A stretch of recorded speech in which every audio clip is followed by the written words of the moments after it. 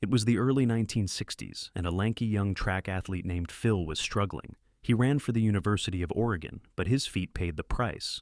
The heavy, stiff running shoes of the day left him with blisters, sore arches, and slower times. "There has to be a better shoe," he complained to his coach one afternoon. Instead of waiting for someone else to fix it, Phil decided to do it himself. He wasn't rich. He wasn't connected.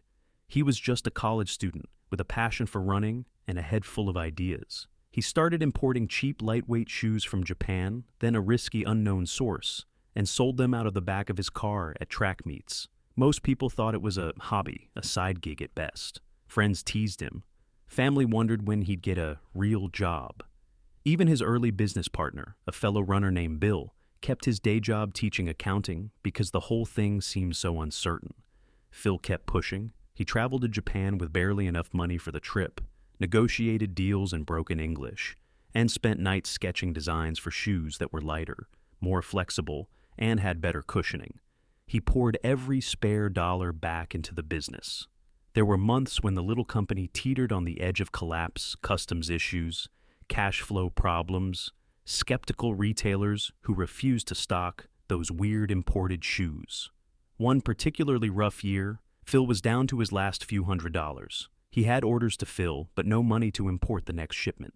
He bet everything on a final trip overseas, hoping the latest design, a low-profile shoe with a revolutionary waffle-pattern sole he had tested in his mother's kitchen using a waffle iron, would finally catch on. It did. That small company, born from one runner's frustration with sore feet, grew into a global giant. The shoes that started in the trunk of a beat-up car began winning races, then endorsements, then entire generations of athletes and everyday people. What began as a tiny operation importing and improving athletic footwear became one of the most recognized brands on the planet, Nike.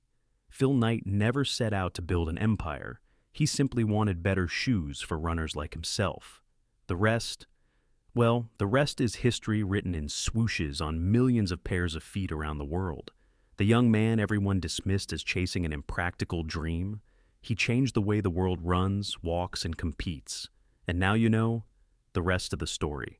If you want to continue to hear more of these stories, subscribe, like, and let me know in the comment section where you're watching from.